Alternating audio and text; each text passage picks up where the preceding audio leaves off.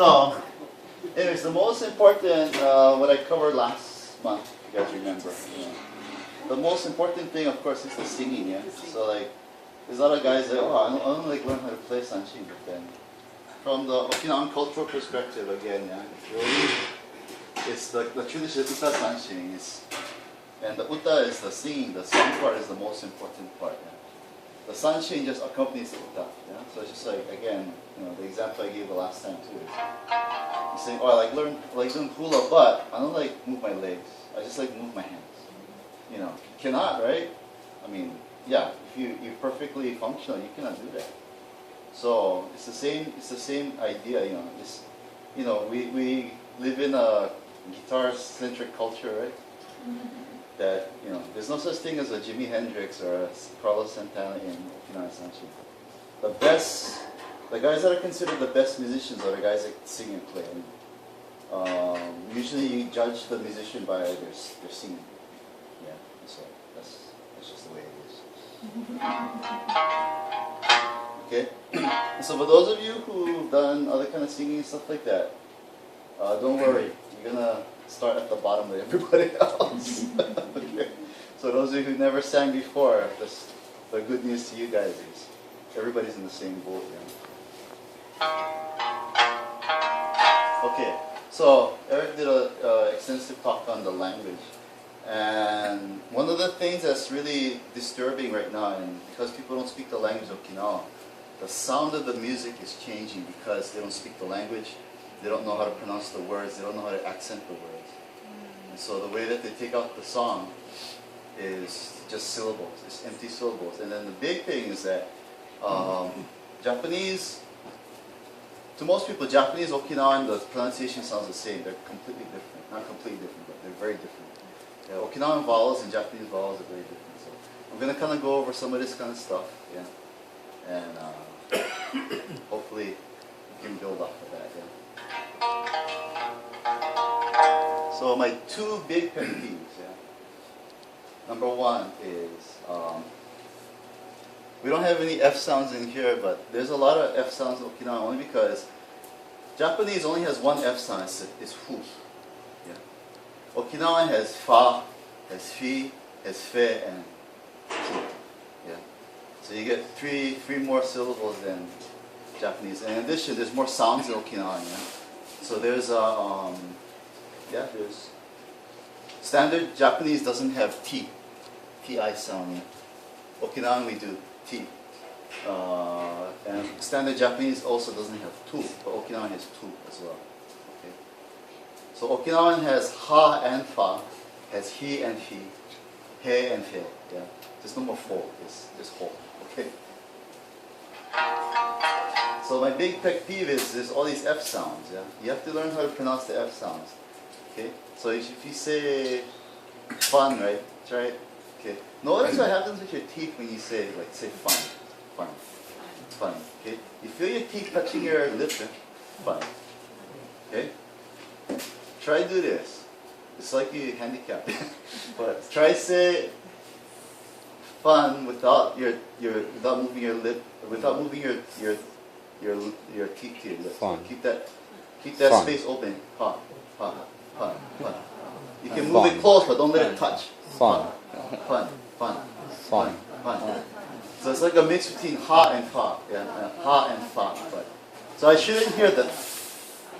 Yeah. Yeah. So there's a lot of common Okinawan words that have the F sounds there. Like for example, Minami is Japanese for south, but Okinawan we say fe. Yeah. So there's stuff like fe kaji. Yeah, it's like south wind. Yeah. And of course, there's a lot of and there's Okinawan songs that are written in Japanese as well. Yeah. So in those cases too, you're still gonna have a lot of fu sounds. Yeah. Like Asado Yunta, right? Verse 3, futari. Yeah, fu. Okay. So fu. Practice. Yeah. If you feel don't get the urge to rub your teeth against your lips. Keep that space. Fu. Pa. Te. Okay. All right. Okay, so to the singing. So when you do the singing, you gotta there's some steps you gotta do. And basically everything is grounded. Everything comes down to the ground. Okay. So the first thing you got to do is you got to know your voice. Okay.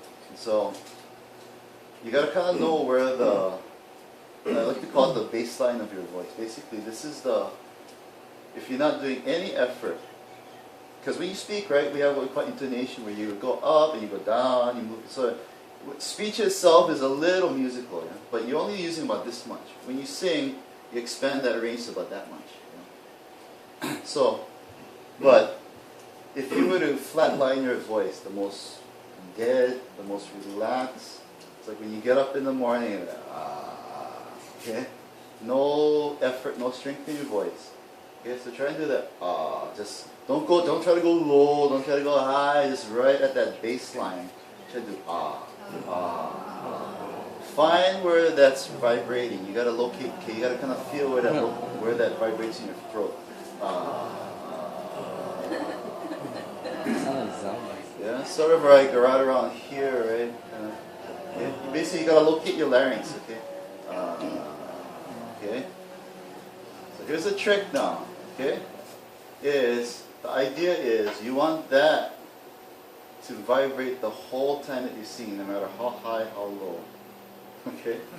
So what happens when you sing Okinawan songs is you want that to buzz the whole time, so you get sort of this drone tone, and then all the sounds move above it. So if I sing this song, for example, yeah, basically what you're going to hear is it's almost going to sound like the tone, okay? Even though the pitches change, the tone shouldn't change. Yeah? So.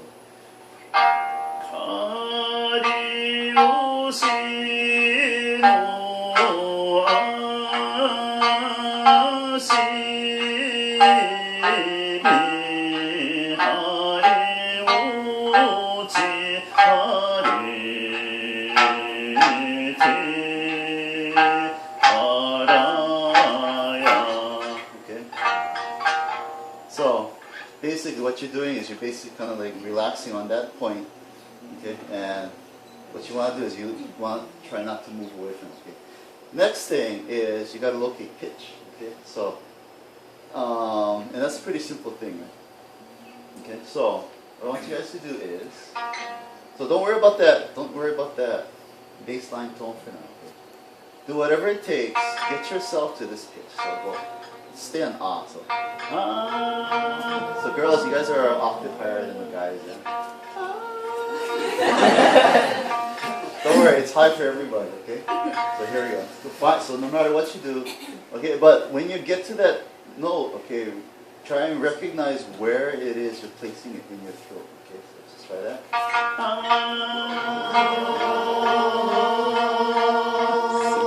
Okay, you guys feel that? Okay, do whatever it takes. Even if you have to go with falsetto, go ahead and do it. Okay? Try again.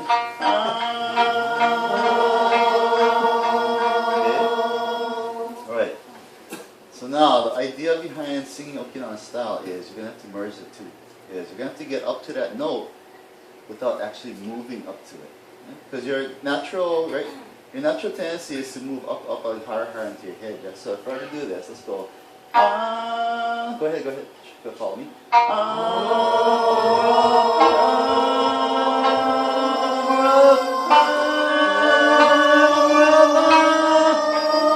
feel that climbing into your head? Yeah, it's like kind of going up into your head, right? Okay. The idea is you don't want to do that. We never use falsetto. Well, it's not we never use falsetto, but we never take out pitches in falsetto in Okinawan singing. Yeah, it's all with your natural voice. So no matter how high, yeah.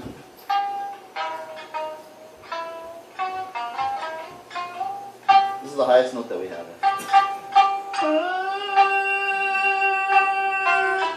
Yeah, so it's all with your natural voice. So no, you never go. Okay. So what you have to do is basically you're gonna have to sit on that baseline of your voice and reach that pitch. Okay. So. This is the third thing that you gotta monitor. Okay? You gotta locate this muscle right here. So it's below your belly button section. If you bend, okay, so it's the exact midpoint of your body, that point where your torso meets your hips. So that bend, your body creases. Okay? Right over there, yeah? So for me it's underneath this. underneath this bulge. Okay. So go ahead, just press your fingers on that point. Okay. There's a muscle in there. So this is the muscle you tend to use, like if you're lifting something super heavy. Okay. So try and push that muscle out. So kind of crunch that muscle and get it to come out. Okay. It's easier if you're sitting down, but if you kind of feel that, you guys feel that muscle in there. Okay. You try to get it right in the center. Okay. All right. So basically, singing is basically creating a pressurized system. Okay. So first of all, this is your power source. This is your compressor right here. So the very first thing you got to do is everything drops down to this point. You engage that muscle first. Don't have to like hold it super hard, but make sure you get down to that muscle so you can feel a little bit of a push. Okay. So the very first thing is right the split second that you're ready to get that note out. Yeah. Because right, most people, your natural tendency, if you see a high note, it goes up, right? Up into your head. No, first thing you gotta do is go down. Okay? Engage that muscle, so it's like okay? Make sure you use the bathroom before you do this. So everything drops down to that point. Once you get down there, you don't let go until you take a breath. The only time you let go is if you have to breathe, take a breath, but then immediately set back up again. Okay, so try and do your so first thing is you gotta kind of, so what happens is basically the process is you drop down to this point, engage this muscle, and then that's going to give you the pressure. It's going to fill back up. You're going to kind of stop it right at the baseline of your voice. From there you're going to hold it there and then you're going to squeeze. So basically you're not going to move the note up. It's about squeezing the note to get there. So you squeeze tighter to go higher, and you let go of that squeeze to go lower. But everything starts from here. So let's try that, alright? So first thing is, feel that drop. So if you have to kind of grunt to get that in, yeah, get that, crunch that muscle. Yeah. Essentially what's happening when you sing, it's kind of like, if you do it in slow motion, it's kind of like, but we do it so quickly that you don't hear it. You just say, yeah, so we never go, we never shoot it out. It's always a, if you hear that, if you listen really carefully at the very beginning, anytime we take out the note, it's always this little lilt. Yeah?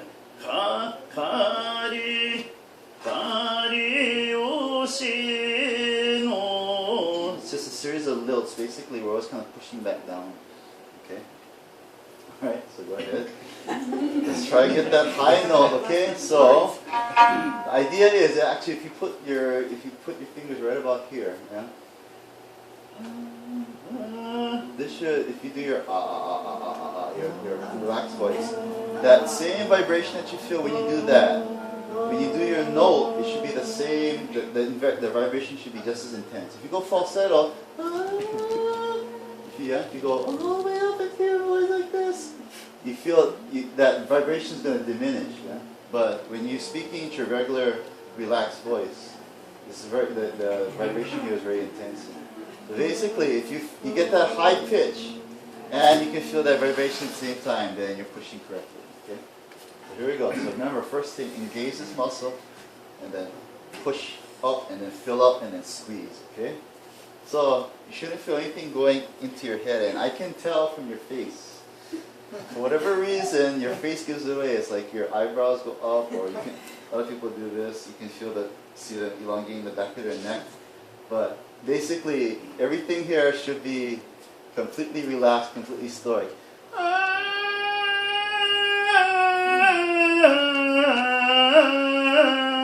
Yeah, so everything's kind of basically you're kind of pulling everything down, right? So here we go.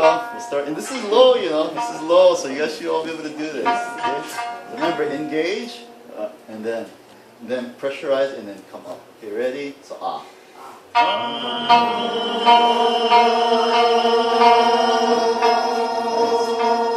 that again. Okay, ready? And.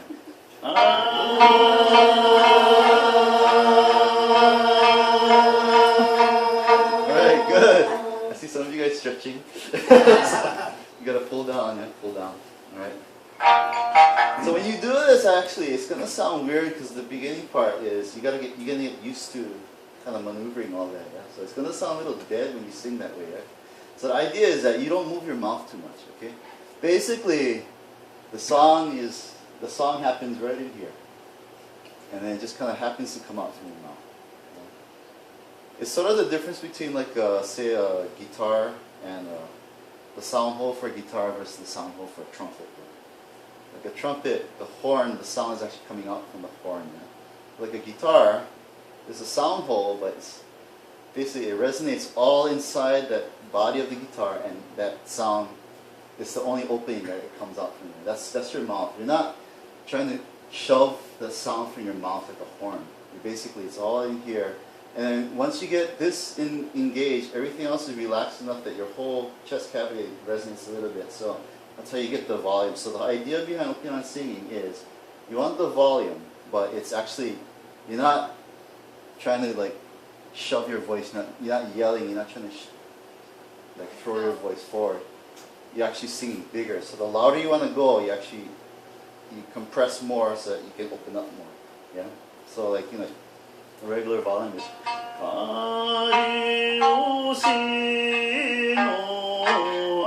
so if I want to go louder, I just go bigger. So I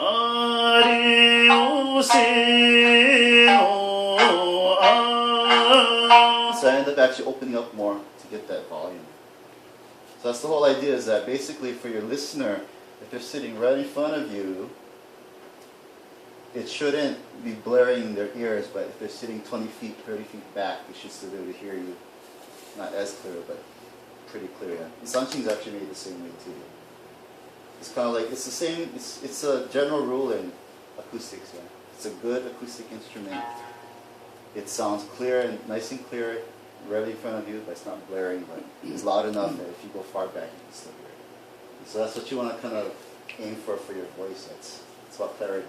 And it's also about efficiency, because if you hold your pipes the right way, let's see if I can do this. Had a long night last night, but you should be able to get through the whole verse without taking a breath. Let's see if I can do it.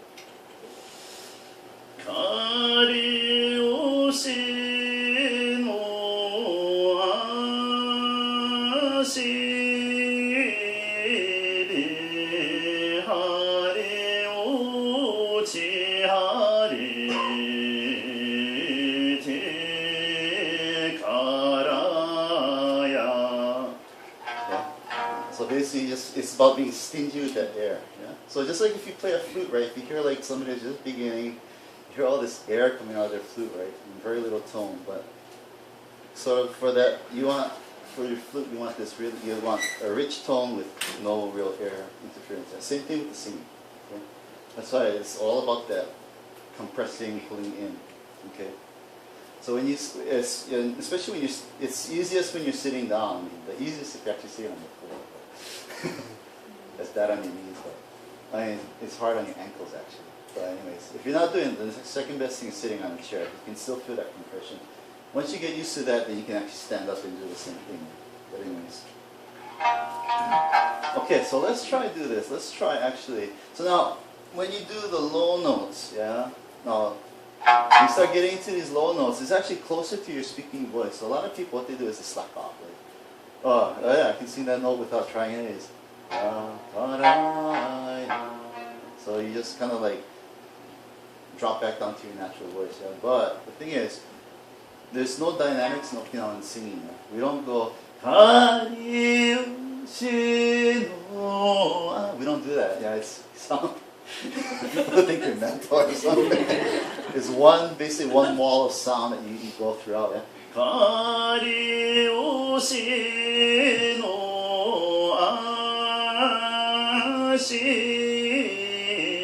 Yeah? The way we actually control the sort of emotion and definition is more by, it's like a tight or loosen. Yeah? So if you want to get a little bit more feeling, then you actually kind of tighten up. But you don't try to go softer. Yeah? So if, like, say if I want to make, the lyrics don't make sense to do it, but if you want to be more emotional with the song, yeah, then you kind of do a little bit more push and pull, yeah?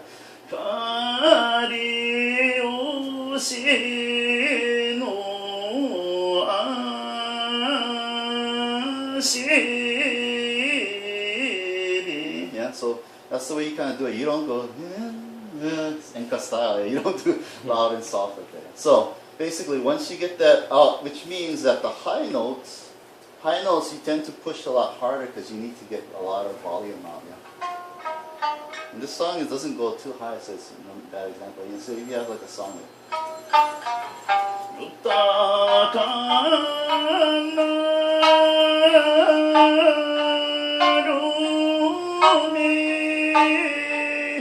you want the high notes to be, you got to pull back a little bit on the high notes because you don't want it blaring.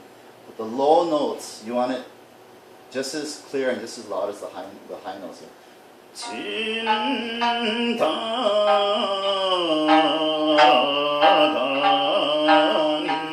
Yeah, so basically from start to finish, it's going to be like a flat line on your amplifier needle. Yeah. Okay. So with all that in mind, okay. So when you guys are driving home, you guys get your long drive. Yeah? That's the three things you look for, yeah? Find your voice. Get that compression and then. So actually, what it should feel like is every time you're singing, it's more about the pull than it is about. So you shouldn't feel like like this. It should be like this actually. That's why it's hard to smile when you're singing like that. That's why Okinawan musicians don't smile. Yeah. It's not by choice. It's just the way our singing goes. Yeah, so you move your mouth very, very little. And so, actually, a lot of the action, you got to be aware of your tongue as well. Basically, what you do is you kind of, the tip of your tongue, you park that, there's that space between, you feel right where your teeth and your gums meet, yeah? Right back there. You kind of place the tip of your tongue over there. And then everything sort of happens from behind the middle of your tongue. Yeah, so it's not ka, you don't go ka anymore. So that means all the vowel sounds, for one thing, all of your vowels, you hold it behind the middle of your tongue. And the second thing is all the vowel sounds have to change to make it easier for you to pull down. So ka is not ka anymore. Call. So if you can say the vowel and pull down over here at the same time, call. It's not ah. So if you feel ah, you feel all that air escaping. You gotta pull in. Ah. So ah is ah now. Ah. E is the hardest one because E just likes to go straight up. E. But now you gotta kind of and it helps to frown. But it's not E and it's E. Yeah. Okay. It's very rare, but we do have E sounds as well. So not E. You don't open out again. E. Okay, then U is the trickiest one, especially Japanese speakers. U is the most, there's a huge difference between Japanese U's and Okinawan U's. Yeah, but Okinawan U, you hold it, it's more like school, like O sound. It's closer to the English U actually. Yeah. Japanese U is U, yeah. Uya muite, yeah. U, it's very thin. So that's why now what's happening in Okinawa is a lot of kids don't know that. So when they sing,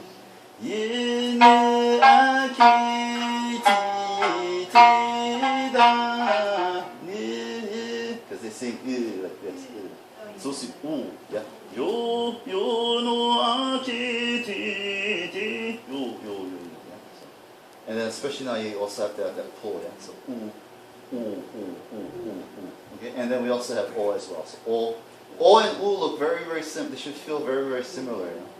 So, but the change is actually more up here. O. Yeah. So everything is that pull down. Okay. So this is what I consider to be the most simple song in Okinawan music. From a playing and singing standpoint. So make sure you guys can see the lyrics. If you cannot see the lyrics behind my big head, then you can move around. Fill up the seats back there. Okay, so now let's try and sing this. So now what you want to do is every time there's a change, okay, remember now you don't want to move up into your head. So anytime you change a sound, you change a vowel, you change a syllable, you change a pitch, you're going to have to pull down. but it's not. Yeah, you don't want to go Kariyoshi. You don't want to hear that bouncing sound. Kariyoshi. You hear how the tone kind of Kariyoshi no ashibi. You want it to be the straight tone, yeah? Kariyoshi no ashibi. Okay? So basically you're gonna have to hold each note, yeah, as you come across it. Okay? So basically grab and pull down. Everything's grab and pull down. Whenever you change, grab and pull down. Okay? So let's try that first line. Okay, it's very simple. It's Kariyoshi no ashibi. Okay, so if you feel it moving, if you feel everything moving up into your head, like that, bring everything down, yeah? Keep everything centered, keep everything close. Okay, so basically there's like a, imagine that there's like a thin pipe, 4-inch pipe, running through your, directly in the middle of your body. Okay? Bring everything to that, into that pipe, into that dowel. You're going to kind of keep everything nice and compact, and that's how you're going to save your, you're actually going to be able to save your breath as well. Okay?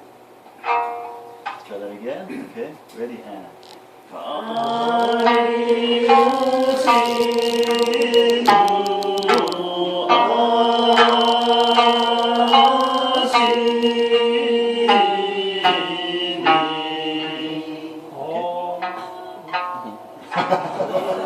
Alright, not bad, not bad. Okay, so even at your mouth level, yeah. Oh, I know we're pulling down, but don't keep the mouth, don't keep it too wide open. Compact everything up there too, so that the sound stays a little more compact. So there shouldn't be ho. Yeah.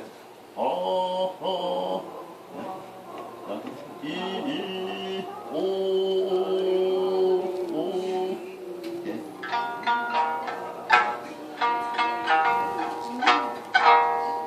Okay, so let's try that again. Just that first line, ready, and Kariyoshi no ashibi. Let's go to the next part. Hariyoshi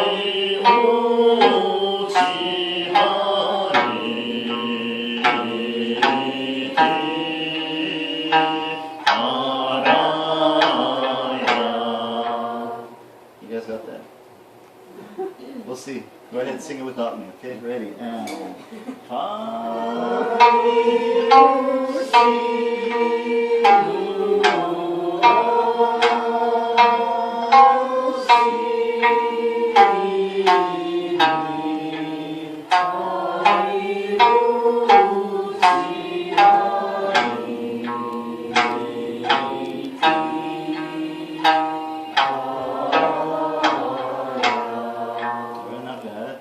I only hear the singers, that the people that usually sing, I only hear them singing anyways. Everybody, don't worry, okay? Because, let me tell you a little secret. Everybody is too worried about their own voice, too ashamed about their own voice to worry about your voice. So they cannot hear you. So you might as well sing loud, because the person next to you, they can only hear their own voice. So don't be afraid that the guy next to you is going to go, oh man, you sound like crap. Guess what? You don't sound much better. Okay, but so just get your voice out there, because there's only one way to practice feeling that voice come out, is if it comes out.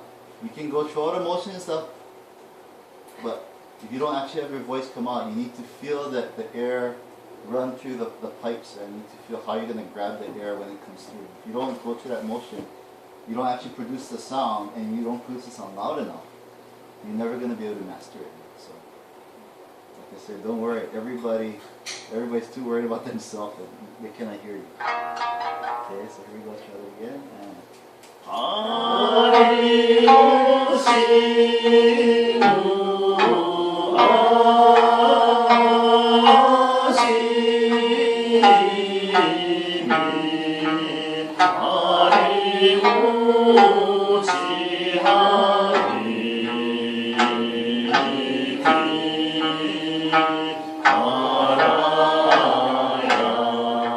Okay,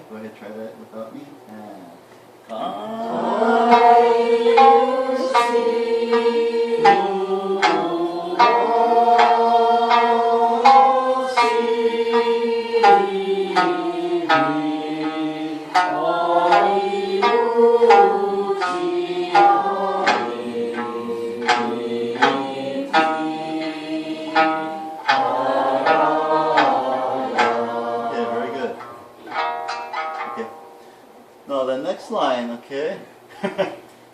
Okay, the big difference again between English and Japanese and Okinawan is that English speakers, especially American English speakers, they have really lazy tongues. Okay? In Okinawan and Japanese, you have to keep each syllable in its own little compartment. So no matter what comes after that syllable before it doesn't change. For example, like, right, you hear Holly people, they cannot pronounce Okinawa, Okinawa, but yet they put the I in karaoke when there's A. But, it's because of that lazy tongue. Oki, it's too hard to go ki, so it's easier just to oka, it's lazy. Yeah? But Okinawa, you have to pronounce each syllable completely separately, no matter what happens after, yeah? So, akititi da, okay? Those two T's, a lot of English speakers, what will do is T, akititi, titi. Yeah, so the second one gets weaker than the first one. You have to keep it exactly the same T. Akititi da. Yeah? And then each one, so each syllable cannot get affected by the next syllable. Yeah? And especially yeah, it's not akiti, akititi da no agaru mari. Okay. Oh, and then one more thing too. Okinawan is a separate syllable in Okinawan. So we actually have words that start in So for example, like you say like long time ago, 200 years ago, you say unkashi.